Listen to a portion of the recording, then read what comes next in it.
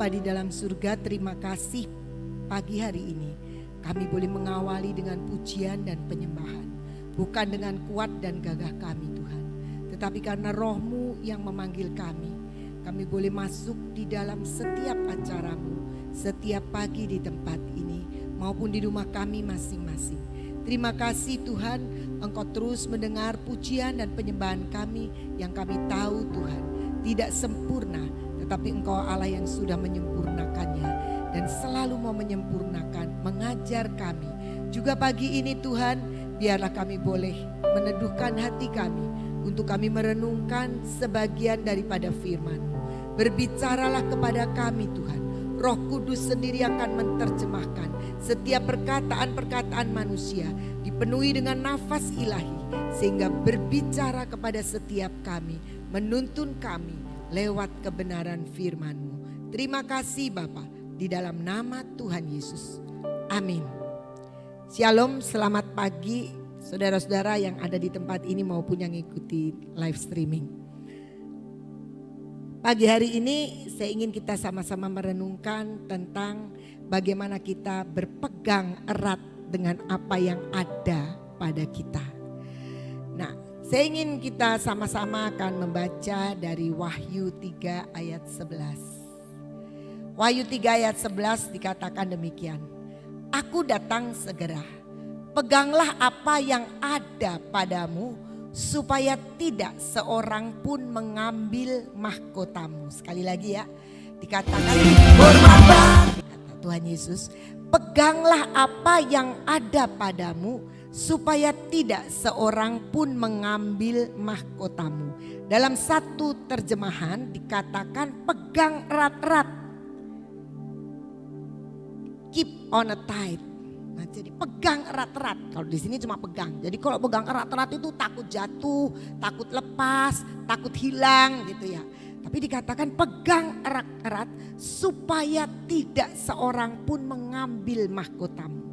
Dikatakan supaya apa? Supaya ketika engkau memegang itu semua yang ada pada kita itu tidak bisa dipakai oleh orang untuk mengambil iman kita, sehingga kita meninggalkan iman kita.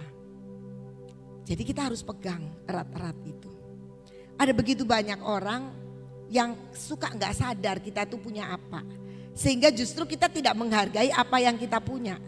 Seringkali kita kepingin punya orang, kita gak kepingin apa yang ada pada kita. Aku gak punya apa-apa, banyak bilang begitu ya. Aku gak bisa apa-apa. Saya pikir Tuhan kita menciptakan kita gak mungkin ya gak punya apa-apa. Karena di dalam perumpamaan talenta pun memang ada yang 5, ada yang 2. Tapi tetap ada yang 1. Rasanya gak ada itu hamba yang gak dikasih apa-apa. Semua pasti dikasih.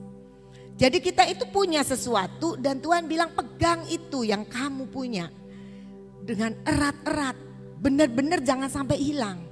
Ada begitu banyak orang tidak menghargai yang kita punya. Dan kepengen yang orang lain punya. Nah, karena itu mari kita belajar ya. Bagaimana kita bisa memegang erat apa yang kita punya. Salah satunya kita akan baca 1 Samuel 8 ayat 4 sampai 7. 1 Samuel 8 ayat 4 mulai. Sebab itu berkumpullah semua tua-tua Israel. Mereka datang kepada Samuel di Rama. Dan berkata kepadanya, engkau sudah tua dan anak-anakmu tidak hidup seperti engkau. Maka angkatlah sekarang seorang raja atas kami untuk memerintah kami seperti pada segala bangsa-bangsa lain. Waktu mereka berkata, berikanlah kepada kami seorang raja untuk memerintah kami. Perkataan itu mengesalkan Samuel. Maka berdoalah Samuel kepada Tuhan. Tuhan berfirman kepada Samuel, dengarkanlah perkataan bangsa itu dalam segala hal yang dikatakan mereka kepadamu. Sebab bukan engkau yang mereka tolak, tetapi akulah yang mereka tolak, supaya jangan aku menjadi raja atas mereka. Ini ceritanya waktu itu Samuel memimpin bangsa Israel. Israel rajanya adalah langsung pemimpinnya adalah Tuhan. Lewat Samuel, nabi dan imam. Dan kemudian anaknya Samuel ini dua-duanya enggak hidup seperti Samuel. Nah, tapi menurut saya bukan cuma itu saja. Tapi bangsa Israel ini memang ngelihat bangsa-bangsa lain.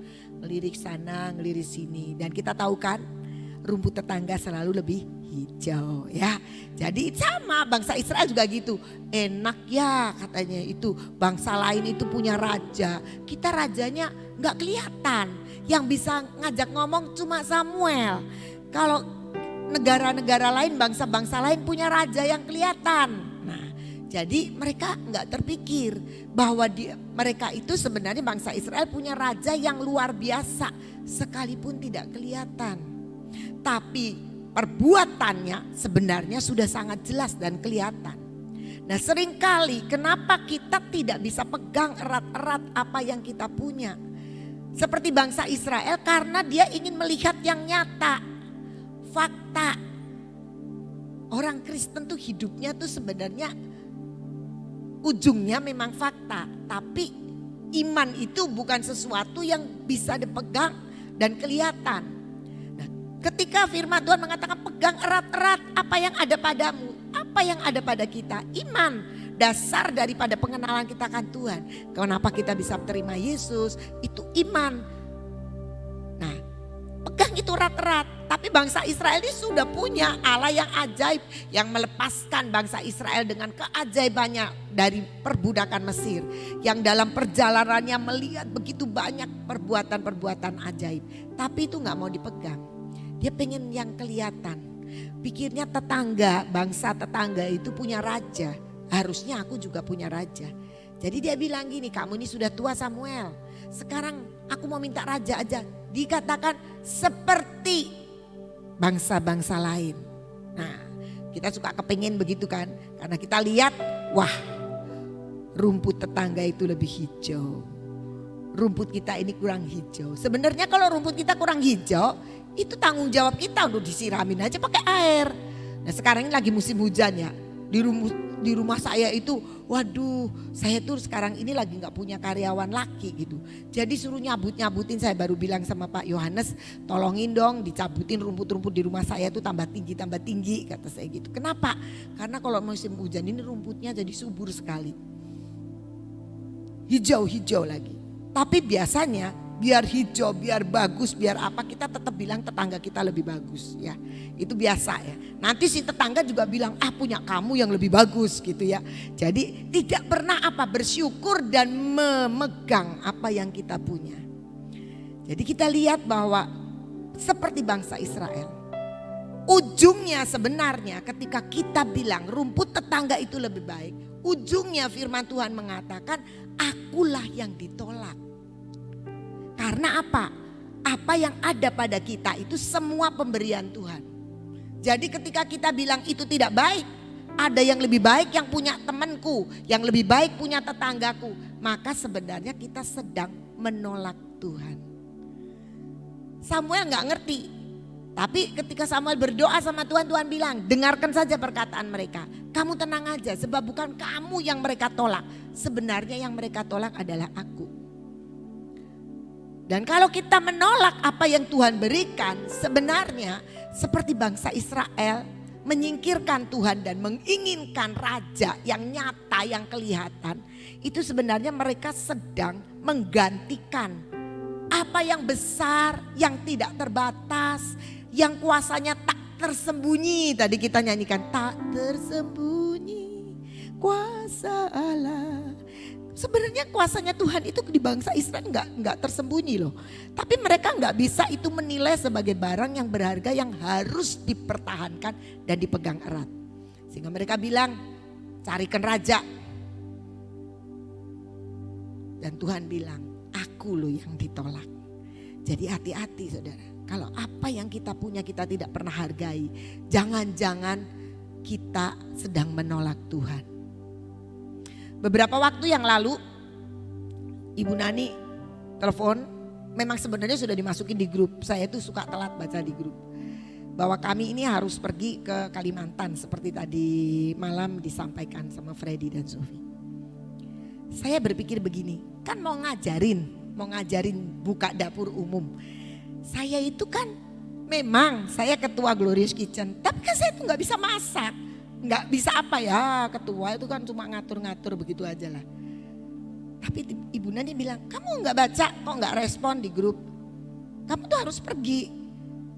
Saya sebenarnya mau ngomong, yang pergi itu yang koki-kokinya aja, gitu kan, koki-kokinya Poyun, Madam Yin itu kan yang koki-kokinya. Kalau saya sama Ibu Guatlan mengaku saja lah, kami ini cuma penggembira saja ya.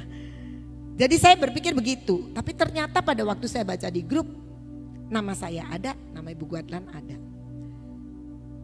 Apa yang saya mau katakan? Saya nggak berani mengatakan ke Ibu Nani, saya ngapain di sana. Tapi saya pegang erat. Ketika seorang pemimpin menugaskan saya untuk berangkat, pasti ada sesuatu di dalam diri saya yang Tuhan sudah taruh. Untuk apa? Ya, ternyata ketika saya berdoa, ngapain ya saya sama Ibu Guatlan itu ya, nanti kalau di sana ya memang sih racik-racik ya bisa, walaupun tidak hobi gitu ya. Ngapain ya? Saya berpikir, akhirnya timbul itu. Oh iya, ternyata saya bisa mengatur entah bagaimana persiapan streamernya dan sebagainya. Dan saya bilang Bu Guatlan, diinventaris kebutuhan-kebutuhan dan sebagainya. Dan oh nanti ada tugas-tugas yang kita mesti lakukan. Pasti ada. Entah itu saya cuma satu, yang lainnya punya 10. Tapi yang satu itu, yang apa yang ada padamu, pegang erat-erat itu. Ada banyak orang seringkali tidak lihat kalau cuma satu. Karena saya ini bukan orang dapur, makanya saya juga tidak melihat apa yang ada pada saya. Karena saya bukan orang yang di dapur. Tapi ketika seorang pemimpin mengatakan begitu, saya percaya ada sesuatu yang sebenarnya Tuhan sudah taruh di dalam hidup kami. Entah itu sedikit, entah itu besar. Tapi itu Tuhan bilang pegang itu erat-erat. Dan saya kemarin senang sekali. Waktu Freddy bilang, ini ibu-ibu akan berangkat membangun sebuah pasukan dapur. Waduh, bilang pasukan saya langsung lebih semangat lagi. Wih, ini gairah bener ya, nggak sangka. Tadinya ngajarin ngelesin masak tadinya mikirnya ya. Tapi ternyata di balik itu semua kita sedang membangun pasukan. Kalau sudah bangun pasukan kan bayangannya perang ya. Ini nggak perang ini di dapur. Tapi mari kita belajar untuk memegang erat apa yang ada pada kita. Renungkan, pasti kita punya. Kalau kita tidak pernah mau tahu, jangan-jangan kita sedang menolak Tuhan. Karena itu mari kita belajar untuk tetap melihat di dalam diri kita. Kalau rumput di kita itu kering ya disiramilah, nyiram sendiri. Bukan lihat tetangga kok hijau jadi kita pengen yang itu. Itu kan milik dia. Kalau kita memang merasa ini kering. Kering karena jangan-jangan kita tidak pernah menghargai. Sehingga kita tidak pernah memupuk, kita tidak pernah memelihara, kita tidak pernah mengembangkan. Karena selalu melihat orang lain yang mereka bisa, yang kita ternyata tidak bisa. Tapi percayalah yang Tuhan taruh itu pasti kita bisa. Walaupun itu mungkin berbeda dengan yang lain. Yang kedua kita akan buka Yohanes 21 ayat 20 sampai 22. Ketika Petrus berpaling, ia melihat bahwa murid yang dikasihi Yesus sedang mengikuti mereka. Yaitu murid yang pada waktu mereka sedang makan bersama duduk dekat Yesus dan yang berkata, Tuhan, siapakah dia yang akan menyerahkan engkau? Ketika Petrus melihat murid itu, ia berkata kepada Yesus, Tuhan, apakah yang akan terjadi dengan dia ini? Jawab Yesus, jikalau aku menghendaki supaya ia tinggal hidup sampai aku datang, itu bukan urusanmu.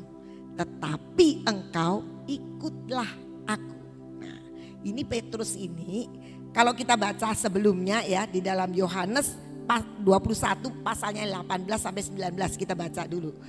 Ini peristiwa sebelum itu. Aku berkata kepadamu, Yesus bicara dengan Petrus, sesungguhnya ketika engkau masih muda, engkau mengikat pinggangmu sendiri dan engkau berjalan kemana saja kau kehendaki. Tetapi jika engkau sudah menjadi tua, engkau akan mengulurkan tanganmu dan orang lain akan mengikat engkau dan membawa engkau ke tempat yang tidak kau kehendaki. Dan hal ini dikatakannya untuk menyatakan bagaimana Petrus akan mati dan memuliakan Allah. Sesudah mengatakan demikian, ia berkata kepada Petrus, ikutlah aku. Tuhan Yesus datang kepada Petrus karena Petrus pernah menyangkal ya. Dan Tuhan Yesus datang ingin memulihkan Petrus. Di dalam ayat-ayat sebelumnya dia datang, Petrus, kamu itu sebenarnya mengasihi aku enggak sih? Ya, itu kira-kira pertanyaan gitu. Oh Tuhan, kau tahu aku tuh mengasihi engkau. Kalau gitu gembalakan dombaku, kata Tuhan. Tuhan nanya begitu sampai 3 kali. Sebenarnya kamu tuh mengasihi aku enggak? Tuhan, kau tahu kan aku tuh mengasihi engkau. Itu sebenarnya pemulihan yang Tuhan sedang nyatakan untuk Petrus dipulihkan hatinya, karena Petrus ini jadi minder kan karena dia sudah menyangkal Yesus. Tapi Tuhan tetap mau pakai Petrus karena Tuhan sudah menaruh investasi dalam hidup Petrus. Imannya, semua dan banyak hal di dalam Petrus. Nah, Petrus ini dikasih tahu sama Tuhan. Di ayat 18 tadi dikatakan, ayat 18, kalau waktu kamu muda, kamu mengikat pinggangmu, kamu pergi kemana saja kamu mau. Tapi nanti kalau kamu sudah tua, kamu akan mengulurkan tanganmu dan orang lain akan mengikat engkau, membawa engkau ke tempat yang tidak kau kehendaki. Gak enak ya, gak enak. Petrus dengar begitu kaget. Ayat 19, Petrus waduh kayak gitu. Dan itu dinyatakan Tuhan untuk cerita tentang bagaimana kematian Petrus. Dan Tuhan pesan, ikutlah aku. Petrus ini kan baru dapat tuh firmannya kok nggak enak. Ya nggak enak kan, suruh ikat pinggang, kamu bakal pergi, kamu ngulurkan tangan buat orang lain, kamu pergi di tempat yang kamu nggak suka. Mana ada kita sengaja pergi ke tempat yang kita nggak suka. Kalau kita pergi selalu pengen yang suka. Di tengah-tengah dia dapat begitu, tiba-tiba dia lihat Yohanes. Yohanes ini teman-temannya, teman baiknya. Terus dia bilang sama Tuhan, Tuhan kalau dia gimana? Itu kan kepo kan ya. Manusia itu sering begitu, kita juga begitu. Ketika dapat firman kita gak mikirin apa yang kita dapat. Bukan direnungkan sama Petrus, aduh gimana ya segitu. Tapi dia pengen tahu orang lain. Kalau aku disuruh yang kayak begitu, apakah temanku ini lebih gak enak lagi atau lebih enak dari aku? Kepo saudara. Saya baca gak tahu bener gak tahu enggak. Katanya kepo itu singkatan dari knowing every particular object. Jadi orang yang punya rasa ingin tahu sampai detail gitu kan. Ada orang tuh yang suka dedes-dedes gitu kan ya. Karena pengen tahu. Terus buat apa? Ya pengen tahu aja. Kalau perlu buat gosip gitu. Nah sama Petrus juga pengen tahu, kepo. Jadi kita melihat di sini bahwa kita ini seringkali tidak memegang erat yang Tuhan berikan pada kita. Tapi lebih kepengen tahu orang lain. Kalau apalagi dapat hamba Tuhan lagi bernubuat terhadap si A, si B gitu. Waduh kita kupingnya didengerin. Ini dikasih tahu ini, dikasih tahu ini. Nanti yang Tuhan kasih tahu dia sendiri dia lupa. Karena apa? Selalu pengen secara detail orang-orang pengen tahu orang lain. Kepo itu baik gak? Tidak selalu jelek. Tapi mari kalau kita mau kepo, itu kepo tentang Tuhan. Apa yang Tuhan mau kita pengen tahu, kita kejar Tuhan terus untuk melakukan yang Tuhan mau. Sehingga keinginan taunya kita itu akan dipakai untuk memuliakan Tuhan. Tapi seringkali kita tidak memegang apa yang ada pada kita karena kita punya rasa kepo yang tinggi untuk ngerti ngurusin orang lain. Makanya Tuhan bilang sama Petrus, itu bukan urusanmu. Urus aja dulu tugas-tugas yang aku berikan. Belum juga ngerjain apa-apa, baru dikasih tahu, udah pengen tahu orang lain. Kerjain aja dulu di kita. Saya itu dulu juga gak ngerti istilah kepo itu apa. Tapi kepo yang positif ini saya alami.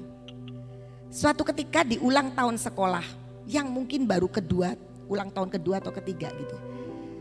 Jadi ada OSIS itu membuat sebuah acara, kami ada acara, kemudian OSIS itu memberi acara untuk memberikan predikat kepada semua guru.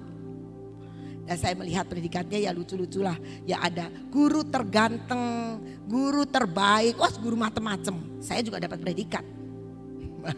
Nah terus ada satu guru terkepo. Itu istilah kepo itu saya waktu itu belum tahu. Apa sih kok ada guru terkepo? Jadi saya tanya sama anak OSIS. Apa sih kepo itu apa sih? Kepo itu selalu pengen tahu. Urusan kita siswa ini selalu pengen tahu. Kata gitu. Nah, kemudian sejak itu saya mengamati guru ini. Kalau saya lagi ada di kantor, saya amati aja. Ini istilah anak-anak mengatakan guru terkepo itu emang keponya dia di mana. Dan ternyata saya melihat kepo yang sangat positif di guru ini. Ketika istirahat, biasanya guru-guru akan beristirahat di ruang guru kan. Mereka makan, mereka ngopi dan sebagainya. Tapi ini guru ini keluar selalu. Dan dia ada di kantin keliling-keliling. Nah anak-anak di kantin itu kan suka bergerombolan gitu. Dan dia itu suka datang, kamu lagi ngomongin apa? Ya itulah keponya, makanya si anak-anak itu merasa dia tuh kepo banget gitu loh. Pengen tahu aja anak-anak gitu. Tapi ternyata bukan sampai di situ. Dia berjalan keliling, ada satu anak yang di kantin semua berkerumun makan bersama, dia duduk di pojokan. Dia deketin, kok kamu gak ikut-ikutan? Ternyata anak ini dari keluarga yang menengah ke bawah. Gak pernah dibawain nasi, gak pernah dibawain uang. Jadi dia gak bisa jajan di kantin. Dia makan pagi di rumah dan nanti pulang jam 3 di rumah. Supaya hemat menurut orang tuanya. Dia tuh kasihan lihat anak ini. Jadi dia beliin nasi goreng kayak apa saja. Setiap hari. Dia selalu beliin, dia kasih. Awalnya anaknya malu, lama-lama ya sudah memang dikasih setiap siang dia kasih. Terus suatu ketika dia masuk ke kantor saya dan bilang, Miss, ini anak-anak kan mau retret. Dia sebutin satu anak, dia bilang itu anak kasihan. Karena kami kalau mau retret 6 bulan sebelumnya anak-anak sudah dikasih tahu biayanya. Kalau bisa kamu gak usah minta sama orang tua, tapi belajar menabung. Nanti dari uang jajan kamu yang kamu sisihkan, kamu bisa membayar. Kalau kurang baru minta sama orang tua. Itu kami mengajarkan seperti itu. Nah dia tuh datang ke saya, Miss, itu anak kasihan. Semua anak senang karena mau retret. Tapi dia itu murung. Terus kenapa sir? Iya saya deketin, saya tanya, kok kamu susah sih kelihatannya? Yang lain mau retret sukacita. Iya sir, tabunganku belum cukup, masih kurang banyak. Memang itu dari keluarga yang sebenarnya sekolah pun dibayarin orang lain. Jadi ada orang tua asuhnya. Kasihan lu Miss katanya, dia belum kurang begininya. Saya godain aja, ya sir bayarin aja tuh sir. Tiap hari udah beliin nasi goreng sama orang lain sih, anak lain. Ketawa dianya. Oh ya oke, nanti sekolah pasti akan itu. Tapi kepo. Keponya dia itu memberikan informasi yang baik. Dia memberikan solusi. Dan saya melihat begitu banyak yang dia sudah kerjakan dengan kekepoannya. Selalu mau menjadi berkat. Ada anak yang begini, ada anak yang begitu. Dia tahu semua, memang hasil keponya itu luar biasa. Investigasinya tuh hebat. Tapi selalu ingin membuat sesuatu yang bagus. Tapi Petrus ini datang kepada Tuhan, itu gimana tuh? Karena Yohanes selalu menyebut dirinya murid yang dikasihi Tuhan Yesus. Nih gimana nih? Saya dapatnya begini nih. Gak enak karena saya akan dibawa ke tempat yang saya tidak suka. Nah gimana dengan Yohanes? Tuhan bilang itu bukan urusanmu. Kadang-kadang kita itu salah menempatkan keingintahuan kita. Kita perlu ingin tahu pribadi Yesus lebih dalam. Ingin tahu kenal dia lebih dalam. Untuk apa? Semakin kita mengenal dia, semakin kita mengerti yang paling tepat untuk kita kerjakan. Tapi kita seringkali salah tempat. Kita pengen tahu bukan mengenal Yesus, tapi kita pengen tahu orang-orang di sekitar kita. Dia itu lebih diberkati enggak ya? Tuhan nanti enggak adil, saya lagi begini, tapi mereka kok kayaknya enak-enak ya. Bukan itu yang Tuhan mau.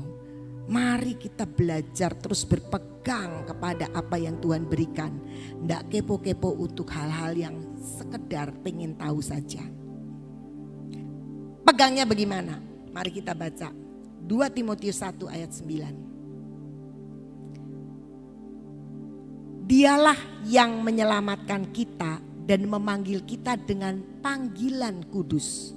Bukan berdasarkan perbuatan kita, melainkan berdasarkan maksud dan kasih karunia-Nya sendiri yang telah dikaruniakan kepada kita dalam Kristus Yesus sebelum permulaan zaman.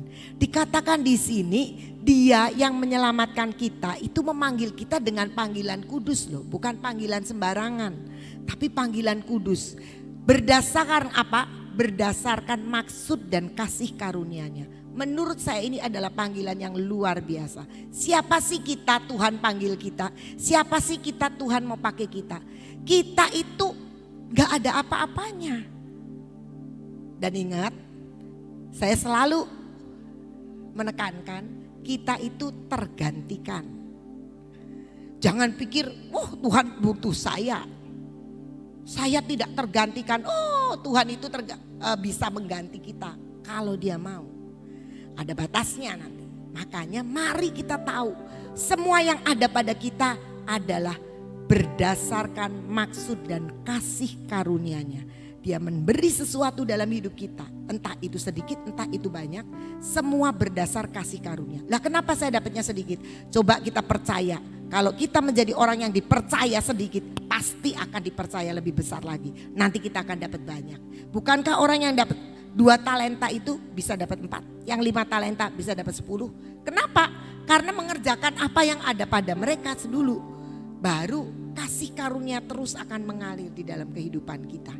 Jadi mari kita terus berpegang kepada panggilan kudus kita. Kita itu selalu dipanggil, entah itu bagian dapur, entah itu bagian properti, entah bagian sekolah, entah bagian radio, bagian apapun juga. Itu sebuah panggilan kudus. Jangan dilepas. Karena kita tergantikan. Kalau kita tidak bertanggung jawab dengan panggilan kita, kita gak mau lagi. Habis. Ini contoh aja di GK ya, kalau GK itu kan suka capek, properti juga capek sama gitu. Tapi kita ngelihat mungkin ada teman kita yang enak, santai. Ya mungkin ngelihat saya lah, saya itu kalau lagi pagi lagi di dapur lagi sibuk, saya kan ada di sekolah nanti saya turun. Gini.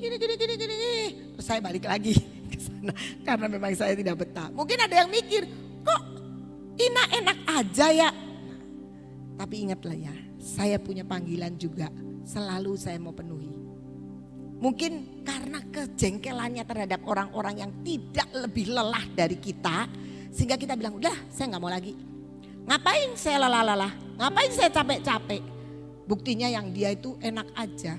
Ingat, urusan kita bukan sama orang yang di sebelah kita.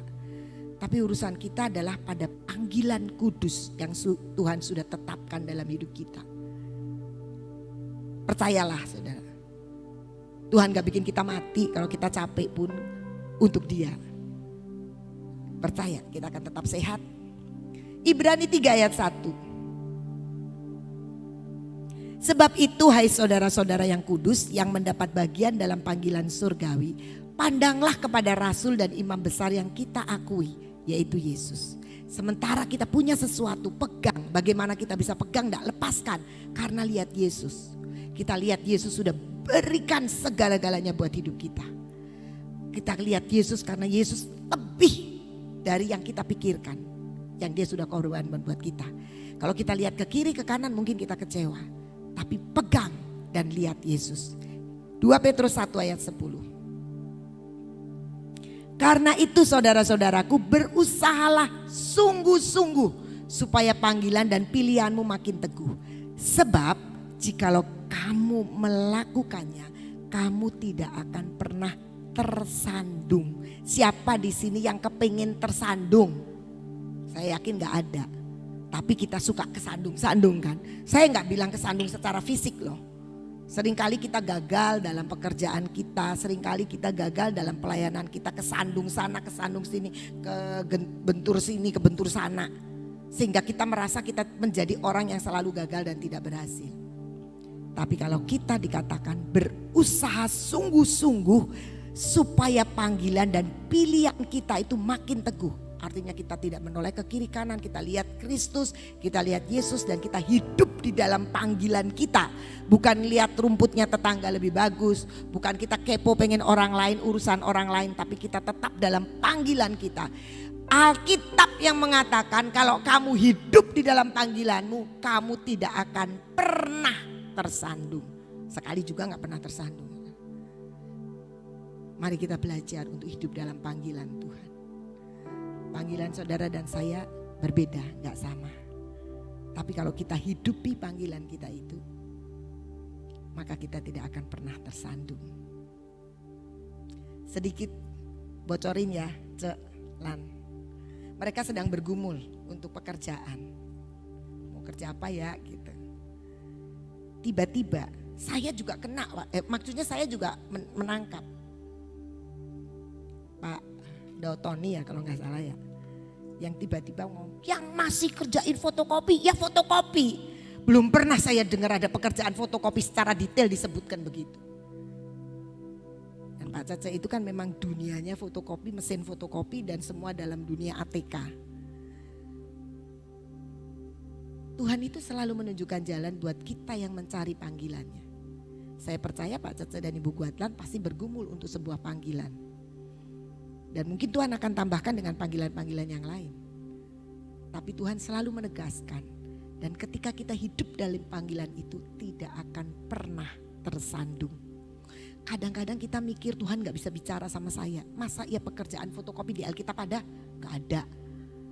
Tapi ada sebuah suara yang bisa tiba-tiba seperti itu. Sama ketika berapa tahun yang lalu, tahun 2007. Waktu saya masih ada di negara tetangga, seorang hamba Tuhan berdiri di sini dan menunjuk saya. Satu hari di kota ini akan ada sekolah Kristen lagi. Dan dia katakan sesuatu atas saya karena saya masih pegang sekolah yang lain. Saya pikir mana ada sih yang bisa bersaing dengan sekolah-sekolah yang sudah ada. Karena saya waktu itu berpikir yang saya pegang adalah sekolah yang sudah amat sangat baik. Tahun 2007, 2012 itu terjadi. Yaitu sekolah terang bangsa. Tuhan bilang kalau kamu ada di dalam panggilan Tuhan, gak akan tersandung. Wah gak mungkin, gak bisa. Semua menjadi mungkin di depan Tuhan. Semua jadi bisa kalau bersama dengan Tuhan. Kita semua tidak akan yang mau tersandung. Mari kita belajar hidup di dalam panggilan. Dan tetap pegang erat-erat apa yang ada pada kita. Jangan ngemingini punya orang lain. Jangan pengen tahu orang lain. Fokus kepada Tuhan. Pegang erat-erat apa yang ada padamu. Mari kita berdoa. Bapa, kami bersyukur karena kami tahu Engkau sudah taruh di dalam hidup kami sesuatu yang mungkin saat ini belum kami sadari seluruhnya. Tetapi mari Tuhan Roh Kudus perjelas semuanya. Ajar kami untuk menghargai apa yang Engkau sudah taruh di dalam hidup kami. Karena kami tahu berdasarkan kasih karunialah Engkau memanggil kami dengan panggilan kudus. Engkau menaruh sesuatu dalam hidup kami karena kasih karuniamu. Karena itu ajar kami untuk menghargai, ajar kami untuk merenungkan, ajar kami untuk membangun semua yang ada pada kami yang sudah Engkau taruh di dalam hati kami. Kami belajar untuk terus melihat dan fokus kepadamu Tuhan. Dan kami mau pegang erat-erat semua yang sudah Engkau taruh di dalam kami. Kami percaya Tuhan, sesuatu yang besar sedang menanti kami. Dan Engkau ingin membuat kami tidak tersandung dalam hidup kami. Terima kasih Bapa. Kami bersyukur untuk firman-Mu. Biarlah Engkau meteraikan dalam hidup kami. Perkataan-perkataan yang kami dengar sudah berhenti. Tapi perkataan dari Roh yang hidup dan menghidupkan, yaitu Roh Kudus, akan tetap terus berbicara kepada kami. Terima kasih Bapa. Bapa di dalam surga, saat ini kami mau berdoa buat bangsa dan negara kami. Kami bersyukur Engkau tempatkan kami di tengah-tengah bangsa Indonesia. Bangsa yang besar, bangsa yang ajaib. Dan kami tahu Tuhan di tengah-tengah bangsa kami Engkau punya rencana yang besar. Yang saat ini sedang Engkau kerjakan. Dan akan terus Engkau kerjakan Tuhan. Engkau sedang membangun bangsa ini untuk menjadi bangsa yang memberkati dunia. Engkau sedang membangun bangsa ini Tuhan untuk menjadi bangsa yang bermartabat. Karena itu kami berdoa buat pemimpin-pemimpin bangsa kami. Kami berdoa untuk Bapak Presiden Jokowi. Kami berdoa untuk seluruh para menteri dan semua aparat negara, baik yang di pusat maupun di daerah-daerah. Berkati mereka Tuhan. Engkau sendiri yang akan terus menegakkan kehendak hati yang sepakat dengan Engkau ada pada setiap pemimpin-pemimpin bangsa kami. Mereka Tuhan yang ingin menghancurkan, biarlah disingkirkan oleh tangan kuasa-Mu sendiri. Engkau sanggup mereka-reka apa yang terbaik untuk bangsa ini. Terima kasih Bapa. Kami percaya Engkau juga akan mengendalikan semua yang saat ini sedang mulai mencekam bangsa kami dengan virus-virus yang bermutasi. Tapi kami mau memandang kepadamu Tuhan, Allah kami, Raja kami, pemimpin kami. Dan kami tidak mau menggantikan Engkau dengan siapapun. Karena kami tahu Engkau tetap pemimpin bangsa kami. Dan Engkau tetap mengendalikan seluruh perjalanan bangsa ini. Kendali ada di dalam tangan-Mu. Kami tidak ingin seperti bangsa Israel. Ingin menggeser Engkau dengan raja yang kelihatan. Sekalipun kami tahu ada pemimpin-pemimpin bangsa yang kelihatan. Tapi kami tahu di balik semuanya ada kekuatan dan kuasa-Mu yang terus bekerja. Dan Engkau tetaplah menjadi perlindungan dan pemimpin yang akan memimpin bangsa kami sampai kepada tujuan-Mu tergenapi. Terima kasih Bapak. Kami berdoa saat ini untuk hamba-Mu Ibu Nani dalam pelayanannya. Bersama dengan beberapa rekan-rekan kami yang mendampingi. Engkau memberkati dalam pelayanannya. Dan kami percaya Tuhan, ada sesuatu yang sudah Engkau taruh di dalam hidup hamba-Mu ini. Untuk disampaikan, untuk memberkati keluarga dari Pak Thomas ini Tuhan. Terima kasih Bapak, kami mengucap syukur dan kami percaya hari ini hari yang ajaib buat kami. Kami mau terus pegang erat panggilan kudus kami. Kami pegang erat apa yang sudah Engkau taruh di dalam hidup kami. Terpujilah nama-Mu Bapa. Saat ini kami mau terima urapan-Mu Tuhan. Urapan yang baru. Urapan yang akan menyatakan setiap kuasa-Mu Tuhan. Mari kita bangkit berdiri, kita akan terima urapan. Kami percaya Tuhan, urapan perlindungan yang menudungi kami 10 lapis terjadi atas hidup kami. Dengan mata yang terus tertuju kepadamu. Dengan telinga yang selalu terus dipertajam oleh Engkau. Dengan mulut bibir yang diurapi. Engkau sendiri Tuhan memberkati kami. Sehingga apa yang kami lihat, apa yang kami dengar dan apa yang kami katakan. Selalu sebuah perjalanan yang segaris dengan Engkau. Hati kami Tuhan Engkau urapi sehingga selalu timbul di dalam hati kami perkara-perkara yang berkenan di hati-Mu. Segala tegar tengkuk, kemalasan, kedegilan, kebodohan, pemberontakan kami dicabut, disingkirkan oleh kuasa urapan-Mu. Kami bersyukur untuk tangan-tangan kami diurapi untuk apapun pekerjaan yang kami kerjakan menjadi berhasil. Dan senantiasa dengan pekerjaan kami boleh memuliakan Engkau. Kaki kami penuh dengan urapan-Mu Tuhan. Sehingga perjalanan-perjalanan kami adalah perjalanan yang selalu naik dan tidak pernah turun. Karena kami terus Tuhan mengejar Engkau dan membangun hidup kami dengan firman dan keintiman kami dengan Engkau. Terima kasih Bapak, kami terima semua berkat-Mu hari ini Tuhan. Segala pimpinan-Mu. Dan semua pimpinan daripada Roh Kudus. Kasih daripada Tuhan Yesus. Penyertaan Bapa di surga. Turun atas kami. Dalam nama Tuhan Yesus. Mari yang sepakat dengan saya katakan. Amin. Tuhan Yesus memberkati.